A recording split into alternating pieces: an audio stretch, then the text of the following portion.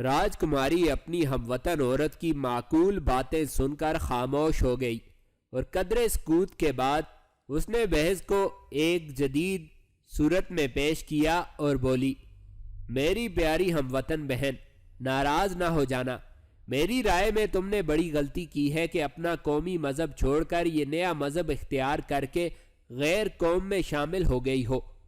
راجکماری صاحبہ، میری رائے میں سچا دین الہی جس قوم میں بھی ہو، عورت نے کہا، اسے قبول کر لینا چاہیے۔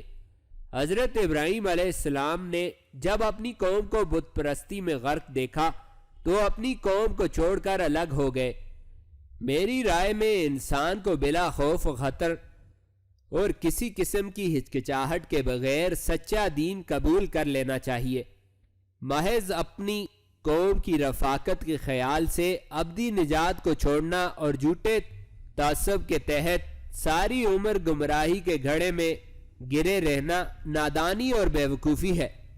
مجھے یہ جان کر مسرت ہوئی تھی، راجکماری نے کہا، کہ تم میری ہم وطن اور ہم مذہب ہو، میری مصیبت میں میری غم گساری کرو گی، لیکن اب پتہ چلا کہ بدقسمتی نے میرا ساتھ نہیں چھوڑا، تم تو میرے زخموں پر نمک چھڑک رہی ہو۔ میں خلوص دل سے آپ کی خدمت اور رفاقت کے لیے ہر لمحہ مستعد رہوں گی، عورت نے کہا، اور مجھے یقین ہے کہ بہت جلد آپ مجھے اپنی ایک ہمدرد اور جانثار خدمت گزار سمجھنے لگیں گی، اور وہ اسلام جو آج آپ کے نزدیک بدترین مذہب ہے، کل آپ کے نزدیک انسانی ہمدردی کا سبق دینے والا اور بد اخلاقی اور دوسری برائیوں کا قلع کما کرنے والا بہترین مذہب ہوگا۔ پھر میرا خیال تھا کہ آپ مذہب اسلام سے واقفیت حاصل کرنا چاہتی ہیں، اس لیے میں نے اس کا مفصل ذکر کیا ہے۔ اگر میں سمجھتی کہ آپ کو اسلام سے ذرا سی بھی دلچسپی نہیں ہے تو میں آپ کے سامنے کبھی اسلام کا ذکر تک نہ کرتی۔ میں واقعی اسلام کے بارے میں معلومات حاصل کرنا چاہتی ہوں، راجکماری نے کہا، یہی وجہ ہے کہ مجھ پر تمہاری باتیں ناگوار نہیں گزری، میں نے تو خود بات میں بات پیدا کی ہے۔ پھر راجکماری نے شرارت سے ہنستے ہوئے کہا، مگر بہن، مجھ کو تمہاری تبدیلی مذہب پر افسوس ضرور ہے۔ خیر، اب مناسب یہی ہے کہ ہم دونوں ان باتوں کو بھول جائیں، عورت نے کہا، اب آپ آرام سے سو جائیں تاکہ جب بیدار ہوں تو طبیعت حشاش بشاش ہو۔ اب مجھے کیا نیند آئے گی، راجکماری نے کہا، شاید سپہ سالار قطب الدین ایبک اور ان کے سردار کمال الدین سو گئے ہوں گے۔ ہاں، دونوں سو تو ضرور گئے ہوں گے، عورت نے کہا، لیکن دونوں تھوڑی دیر ہی سوئیں گے، کیونکہ فوج کے سارے افسر عالی وقار جناب قطب الدین ایبک کے بیدار ہونے کے منتظر ہیں۔ ظاہر ہے جب سپہ سالار بیدار ہو کر افسران فوج سے صلاح و مشورہ کریں گے تو سردار کمال الدین کی موجودگی بھی ضرور ہوگی۔ کیا سردار کمال الدین کا شاہی خاندان سے تعلق ہے، راجکماری نے پوچھا۔ ان کا شاہی خاندان سے کوئی تعلق نہیں، عورت نے کہا، مگر وہ ایک بڑے معزز اور بہادر عرب خاندان کے چشم و چراغ ہیں۔ لشکر میں ان کا درجہ کیا ہے، راجکماری نے کہا، انہوں نے مجھ سے ایسا عمدہ سلوک کیا ہے کہ میں ان کی مہربانیوں سے بڑی متاثر ہوئی ہوں اور انہیں دل و جان سے پسند کرنے لگی ہوں، عورت نے کہا۔ پھر قدرے خاموش رہی۔ والی قہرام قطب الدین ایبک کے بعد فوج میں کسی کو ہر دل عزیزی حاصل ہے تو وہ سردار کمال الدین ہے، عورت نے پھر کہا، یوں بھی وہ ایک شریف النسب، انصاف دوست، نیک انسان ہے۔ وہ مظلوم کے روبرو انتہائی رفیق القلب اور ظالم کے مقابلے میں سخت دل انسان ہے۔ راست بازی، حق گوئی اور سچی خدا پرستی ان کا ترہ امتیاز ہے، اور سچی بات یہ ہے کہ مجھے اسلام کی سیدھی اور سچی راہ پر لانے والے یہی ہیں۔ یہ میری خوش نصیبی تھی کہ مجھے ترائن کی دوسری جنگ میں قید ہو کر ان کا سایہ عاطفت نصیب ہوا۔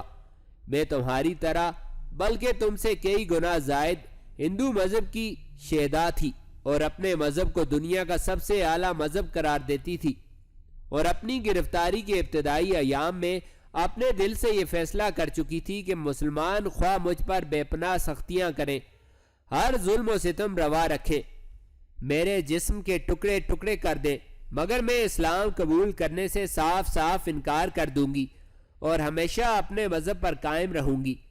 لیکن میرے اس ثابت قدمی کے فیصلے کے برعکس ہوا یہ کہ کسی نے مجھ سے مذہب کے بارے میں کچھ بھی نہیں کہا۔ مجھے کسی نے اسلام قبول کرنے کی نہ تو دعوت دی اور نہ ہی مجبور کیا۔ میرے ابتدائی چند روز اسی قسم کی باتیں سوچتے ہوئے گزرے۔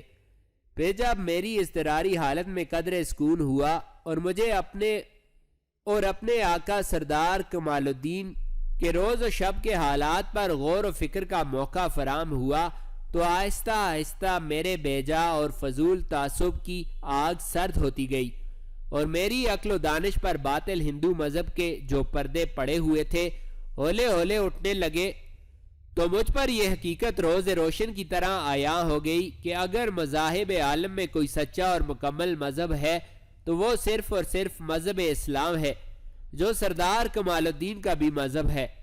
میں نے بنظر غور دیکھا اور مجھے متعدد بار اس کا عملی تجربہ ہوا کہ سردار کمال الدین اپنے ہر قول و فعل میں احکام الہی کی پوری پابندی کرتے ہیں۔ وہ جس طرح خلوص دل سے خدا کی عبادت کرتے ہیں اسی طرح خدا کے بندوں کے معاشرتی امور میں حق و انصاف کو ملحوظ خاطر رکھتے ہیں۔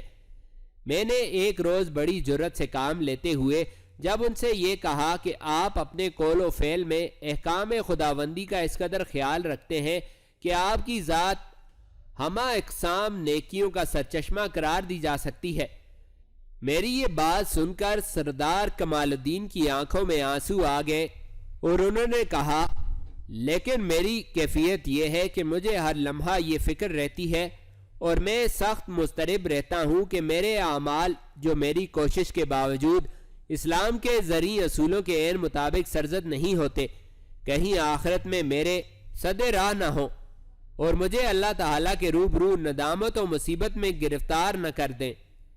سردار کمال الدین کی زبانی یہ الفاظ سن کر میری آنکھیں تو کھل گئیں اور میں نے خیال کیا کہ واقعی اللہ سب سے بڑا ہے اور یہ اللہ کے انسانوں کو عطا کردہ سچے مذہب اسلام ہی کا کرشمہ ہے کہ ایک ایسا پاک انسان جس کا ہر قول و فعل اسلام کے عین مطابق ہے، اپنی نیکیوں اور اچھائیوں پر مغرور ہونے کے بجائے کثر نفسی سے کام لیتا ہے اور اپنی ذات کو اسلام کے سانچے میں زیادہ سے زیادہ ڈھالنے میں کوشاں ہے۔ اس کے بعد میں اپنے قومی تعصب کو ترک کرنے پر مجبور ہو گئی اور یہ بات میری سمجھ میں آ گئی کہ ایک نظام جس کے ہندو نمائندے ہیں دیمک زدہ اور بوسیدہ ہے اور دوسرا نظام جسے مسلمان پیش کرتے ہیں زندگی سے ہم آہنگ اور انسان کو پاکیزہ اور متمدن زندگی بسر کرنے کا درس دیتا ہے۔ اس کے بعد میں نے اسلام قبول کر لیا۔ اب میری زندگی، میری عبادت اور میری موت سبھی کچھ خدائے وحدہ لا شریک کے لیے ہے اور میں کسی کو بھی خواہ وہ پیغمبر ہو یا ولی اللہ تعالیٰ کا شریک نہیں ٹھہراتی۔ سردار کمال الدین بلا شک و شبہ ایک پاکیزہ اتوار نیک نفس انسان ہے۔ مجھے ابھی ان کے مکمل حالات سے آگاہی حاصل نہیں ہے، راج کماری نے کہا، مگر وہ حالات جو تم نے ابھی بیان کیے ہیں اگر درست ہیں تو ان سے پتہ چلتا ہے کہ کمال الدین ایک دنیا دار مذہبی انسان ہے، جو ایک بالکل نئی، مشکل اور عجیب بات ہے۔ اس کے ساتھ ہی میں یہ بھی کہوں گی کہ اگر کمال الدین پر یہ اثرات اسلام نے مرتب کیے ہیں تو واقعی اسلام اللہ تعالیٰ کے انعامات میں سے ایک انعام ہے جو انسانوں کو عطا ہوا ہے۔ میں نے آپ سے جو کچھ بیان کیا ہے اس کا ایک ایک حرف درست ہے۔ عورت نے کہا، میں ایسی بے سمجھ نہیں ہوں کہ سردار کمال الدین کے متعلق آپ سے غلط بیانی کروں، کیونکہ میں واقف ہوں کہ آپ کو بظاہر طویل عرصہ تک یہاں مقیم رہنا پڑے گا اور اس دوران لازماً آپ سردار کمال الدین کی روز و شب کی مصروفیات اور عادات و اطوار سے واقف ہو جائیں گی اور خود سے ان کے طرز عمل کا بھی جائزہ لیں گی۔ اس صورت احوال کے تحت میں ان کے بارے میں جھوٹ بول کر خود کو آپ کی نظروں میں ایک دروغ گو ذلیل عورت کی حیثیت سے پیش نہیں کر سکتی۔ میں ہرگز یہ سوچ بھی نہیں سکتی، راج کماری نے کہا، کہ تم مجھ سے غلط بیانی کرو گی۔ پھر قدر توقف کے بعد راج کماری نے مسکراتے ہوئے کہا، بہن، تم اگرچہ اسلام قبول کر چکی ہو لیکن تم پر تمہارے پرانے مذہب کی صداقت اور راست بازی کا کچھ نہ کچھ اثر تو اب بھی باقی ہوگا۔ میں اپنے پرانے مذہب کی حقیقت سے آپ کی بنسبت زیادہ باخبر ہوں، عورت نے کہا، لیکن بہتر یہی ہے کہ اب ہم مذہبی گفتگو کو ختم کر دیں۔ آپ چونکہ اسلام کی حقانیت، صداقت اور اس کے ذریعے اصولوں سے قطعی ناواقف ہیں، اس لیے آپ جو چاہیں کہیں، میں اس سلسلے میں خاموش ہی رہوں گی۔ مجھے تمہارے اسلام لانے میں قدر شبہ تھا، لیکن اب میں دیکھتی ہوں، راج کماری نے کہا، کہ تم صحیح معنوں میں پکی مسلمان ہو چکی ہو، کیونکہ اب تو تم اپنے آبائی مذہب کا نام تک لینا پسند نہیں کرتی۔ برا نہ مان جانا، میرے خیال میں تمہیں اپنے آبائی مذہب سے اس قدر بے اعتنائی ظاہر نہیں کرنی چاہیے۔ اپنے آبائی مذہب کا نام لینے میں کوئی حرج نہیں، عورت نے کہا، مگر میں یہ ضرور کہوں گی کہ مذہبی معاملے میں زیادہ خوشفہمی کسی طرح بھی مناسب قرار نہیں دی جا سکتی۔ چلیے ہم یہ قصہ ختم کرتی ہیں۔ آپ کا مذہب آپ کو اور میرا مذہب مجھے مبارک رہے۔ اچھا، اب آپ میرٹھ کے تازہ حالات بیان کریں تاکہ کچھ وقت ماضی کی یادوں میں گزر جائے۔ راج کماری مسکرا کر بولی، اب تمہارا میرٹھ سے کوئی واسطہ نہیں رہا۔ اگر بھگوان ہندوؤں کو فتح نصیب کرتا اور تم میری طرح بحیثیت قیدی مجھ سے ملتی تو میرٹھ کے حالات سے آگاہی حاصل کر کے تمہارا کچھ وقت ماضی کی یاد میں گزر جاتا۔ اب تم ماضی کو کیا حاک یاد کرو گی؟ آپ تو عجیب ظریفانہ مزاج کی مالک ہیں، عورت نے کہا۔ آپ کی حالت تو یہ ہے کہ آپ گرفتار ہیں، رنج و غم میں مبتلا ہیں، مگر آپ کی زندہ دلی کا وہی عالم ہے جو آزادی میں ہوگا۔ پھر بھلا یہ تو سوچئے کہ خدا نہ خواستہ میرے دشمن اگر بحیثیت قیدی ہندوؤں کے ہاتھ آ بھی جاتے تو میں آپ سے میرٹھ کے حالات سن کر خوش ہونے کے لیے کیوں کر مل سکتی تھی، کیونکہ مجھ میں ایسی کوئی خوبی نہ تھی جو مجھے آپ تک پہنچا دیتی۔ اس کے برعکس ہوتا یہ کہ جو حال سارے مسلمان قیدیوں کا ہوتا وہی میرا بھی ہوتا۔ کیا قید ہونے کے بعد بھی تم اپنے اسلام پر قائم رہتی؟ راج کماری نے کہا۔ اگر تمہارا جواب ہاں ہے تو میں کہوں گی کہ میں اس قدر بھی بیوقوف نہیں ہوں کہ تمہاری اس بات کو بھی سچ سمجھ لوں۔ آخر میں بھی تو تمہارے سابق مذہب کی ماننے والی ہوں اور میرا شمار تم ہی میں ہوتا ہے۔ غضب خدا کا، اگر تمہارا یہ خیال ہے، عورت نے کہا، کہ میں قید کی تکلیفوں سے گھبرا کر اسلام کو ترک کر دیتی تو تم نے یہ بچگانہ بات کی ہے، یا تم مجھ سے دل لگی کر رہی ہو، یا یہ تمہاری نادانی کا ثبوت ہے کہ تم ایسا سمجھتی ہو۔ میں کسی کے ظلم و ستم سے گھبرا کر اسلام نہیں لائی، نہ میں نے قید و بند کی تکلیفوں سے اسلام قبول کیا ہے۔ میں اپنی خوشی سے اسلام لائی ہوں۔ اسلام کی حقانیت نے میرے دل اور میری روح کو اپنے قبضہ میں لے لیا ہے، اور خدا کے اس سچے دین کی صداقت اور اچھائیاں مجھ پر اچھی طرح واضح ہو چکی ہیں، اور مذہب اسلام کی محبت میرے دل و دماغ پر چھائی ہوئی ہے۔ اگر ایک قیدی کی حیثیت سے مجھے میرٹھ لے جایا جائے اور وہاں میرٹھ کی حکومت بھی مجھے دے دی جائے اور کہا جائے کہ میں معاذ اللہ دین اسلام کو ترک کر کے ہندو مذہب اختیار کر لوں، تو میں میرٹھ کی حکومت پر مسلمان کی حیثیت سے قیدی بن کر رہنے کو ترجیح دوں گی۔ اس نو مسلم عورت کی پرجوش تقریر ابھی مکمل نہ ہوئی تھی کہ کمال الدین نے کمرے کے دروازے پر پہنچ کر سکینہ کی آوازیں دی۔ یہ سن کر عورت کی زبان سے بے ساختہ لبیک نکلا اور وہ اٹھ کھڑی ہوئی۔ راج کماری نے فوراً اس کا ہاتھ پکڑ کر کہا، کیا تمہیں پکارا جا رہا ہے؟ اس نے کہا، جی ہاں، مجھے پکارا گیا ہے۔ یہ سن کر راج کماری بھی اٹھ کھڑی ہوئی اور سکینہ کے ہمراہ کمرے کے دروازے پر آ گئی۔ راج کماری، کیا تم اب تک بیدار ہو؟ سردار کمال نے کہا۔ سوئی نہیں، میں نے کوشش تو بہت کی تھی، راج کماری نے کہا، کہ کچھ دیر سو لوں، مگر پتہ نہیں میری نیند کو کون چرا لے گیا ہے۔ میں اب تک جاگ رہی ہوں اور ان سے باتوں میں مصروف ہوں۔ میں خود کافی دیر سے الجھن میں گرفتار ہوں، سردار کمال نے کہا، اور اس وقت محض یہ دیکھنے آیا ہوں کہ تم جاگ رہی ہو یا سو چکی ہو۔ میں تم سے چند ضروری باتیں دریافت کرنا چاہتا ہوں اور امید رکھتا ہوں چونکہ تمہارے بارے میں میری رائے اچھی ہے، اس لیے تم مجھے سارا حال سچ سچ بتاؤ گی۔ آپ مجھ پر اعتماد کر سکتے ہیں۔ راجکماری نے کہا، میں آپ کو کوئی غلط بات نہیں بتاؤں گی۔ میں قسم کھا کر کہتی ہوں کہ آپ جو کچھ پوچھیں گے میں اپنی معلومات کے تحت آپ کو درست اور صحیح حالات سے مطلع کر دوں گی، کیونکہ میں آپ کو ایک واجب الاحترام انسان تصور کرتی ہوں۔ میں صرف یہ دریافت کرنا چاہتا ہوں، سردار کمال نے کہا، کہ کیا دہلی میں بھی مسلمانوں پر ظلم و ستم روا رکھے جاتے ہیں، اور کیا دہلی میں بھی مسلمان قیدی موجود ہیں؟ علاوہ ازیں میرٹھ اور دہلی کے باغیوں کو کس کی شے نے مسلمانوں کے مقابلے میں لا کھڑا کیا ہے، اور مسلمانوں پر سب سے زیادہ ظلم و ستم کس خطہ زمین پر روا رکھے جا رہے ہیں؟ یہ سن کر راجکماری نے سر جھکا لیا تو اس کے چہرے پر ندامت کے آثار صاف نظر آنے لگے۔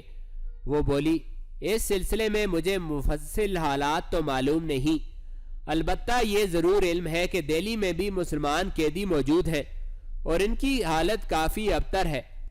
باقی رہا باغیوں کو کس کی شے ہے، تو یہ بات بالکل صاف ہے۔ راجہ پرتھوی راج چوہان کے بھائی اور دوسرے رشتہ دار مثلاً والی کنوج جے چند وغیرہ اس ملک کے مختلف علاقوں کے حاکم ہیں، اور وہ سب کے سب مسلمانوں سے شدید نفرت بھی کرتے ہیں، اس لیے وہ لامحالہ بغاوت ہی کریں گے۔ سنا ہے ان سب باغیوں کی سرپرستی کنوج کے راجہ جے چند کر رہے ہیں۔ اس کے جواب میں کمال الدین نے بڑے اطمینان سے کہا، ہم انشاءاللہ العزیز دہلی سے بھی اپنے مسلمان بھائیوں کو قید سے چھڑا لیں گے اور سارے باغیوں کا بھی قلعہ کما کر دیں گے۔ علاوہ ازیں مناسب وقت پر والی کنوج جے چند کی بھی گوشمالی کی جائے گی۔ پھر قدرے توقف کے بعد کمال الدین دوبارہ بولا، راجکماری، چونکہ ہمیں قرائن سے معلوم ہوا ہے کہ تمہارا تعلق کسی معزز خاندان سے ہے اور تم ایک سمجھدار لڑکی ہو، اس لیے تم کو قید میں بھی آزادی دے دی گئی ہے، کیونکہ ہم مسلمانوں کو بڑے واضح الفاظ میں یہ ہدایت کی گئی ہے، جو عزت دار انقلاب ایام کے تحت ذلت میں مبتلا ہو گیا ہو اس پر رحم کرو۔ تم کو ہماری طرف سے جس رعایت و مروت کے سلوک کا مستحق قرار دیا گیا ہے وہ اسلام کے اسی اصول کے تحت ہے۔ گو ہم ایک قسم کی رعایت عموماً ہر قیدی کے ساتھ کرتے ہیں، لیکن جس مزید رعایت کا مستحق تمہیں سمجھا گیا ہے اس کی وجہ یہی ہے کہ بظاہر تم اپنی قوم کی ایک شریف اور معزز فرد معلوم ہوتی ہو، اور اب آخر میں مجھے تم سے صرف یہی کہنا ہے کہ میں آج تم سے چند دنوں یا پھر چند ہفتوں کے لیے رخصت ہو رہا ہوں۔ اگر تم پسند کرو تو سکینہ تمہارے ساتھ قیام کرے اور ہمیشہ تمہاری خدمت میں حاضر رہے۔ وہ ایک نہایت سلیقہ، شعار اور دانا عورت ہے۔ مجھے یقین ہے کہ اس کی قربت تمہاری دلچسپی کا باعث ہوگی اور وہ تمہاری خدمت میں کوئی کمی نہیں چھوڑے گی۔ یہ سن کر راجکماری نے بے ساختہ کہا، یہ بھی میری بدقسمتی ہی ہے کہ اسیری کے ان ایام میں آپ سا ہمدرد اور شریف محسن بھی مجھ سے جدا ہو رہا ہے۔ یہ درست ہے کہ ڈوبتے ہوئے کو تنکے کا سہارا بھی غنیمت معلوم ہوتا ہے۔ سردار کمال نے کہا، مگر حقیقت یہ ہے کہ مجھے کوئی اہمیت حاصل نہیں۔ ہمارے نیک دل اور نیک اتوار سپہ سالار ملک قطب الدین ایبک کی عمر خدا دراز کرے۔ وہ ایک دردمند اور دانا و فرزانہ امیر ہے۔ یہ ان کی مہربانی ہے کہ انہوں نے تمہیں میری تحویل میں دے دیا ہے، اور میں انشاءاللہ العزیز تمہیں کبھی کوئی تکلیف نہ ہونے دوں گا۔ راجکماری نے بڑی مشکل سے اپنے آنسو ضبط کر رکھے تھے۔ وہ آہستہ سے بولی، اچھا تو آپ سکینہ بہن کو ہدایت کر دیں کہ وہ میرے ساتھ قیام پذیر ہوں اور مجھ سے کسی لمحہ الگ نہ ہوں۔ مناسب ہے، میں سکینہ کو تاکید کیے دیتا ہوں۔ سردار کمال نے کہا کہ وہ میری واپسی تک کسی بھی لمحہ تم سے الگ نہ ہو، ہمیشہ تمہارے ساتھ رہے۔ اس کے بعد سردار کمال الدین سمرقندی راجکماری رتن بائی سے رخصت ہوا تو راجکماری کی آنکھوں سے آنسو بہ نکلے۔ وہ آنسو بہاتی ہوئی اپنے کمرے میں چلی گئی۔ کمال نے سکینہ کو الگ لے جا کر کہا، سکینہ، گو ابھی تک راجکماری نے تسلیم نہیں کیا، تاہم میرا خیال یہی ہے کہ وہ کسی معزز خاندان کی بیٹی ہے، اور یہ بھی ممکن ہے کہ ہمیں اس کے عوض کبھی مسلمان قیدیوں کو واپس لینے کی ضرورت محسوس ہو، اور اس وقت یہ ہمارے لیے مفید ثابت ہو۔ مجھے یقین ہے کہ تم اپنی ہر ممکن کوشش کرو گی کہ اس کی دل آزاری نہ ہو اور وہ ہمارے ہاں اپنے گھر کی طرح آرام پائے۔ البتہ مسلمانوں کے عسکری حالات اور مالی و ملکی انتظامات کے بارے میں اگر راجکماری تم سے کبھی کچھ پوچھنا چاہے تو تم خوش اسلوبی سے اس معاملے کو ٹال دینا اور کبھی بھول کر بھی راجکماری سے مذہبی بحث نہ کرنا۔ علاوہ ازیں بطور خاص اس کا خیال رکھنا کہ میرٹھ اور دہلی کی کوئی ہندو عورت اس سے ملاقات نہ کر سکے، خواہ وہ عورت کوئی بھی ہو۔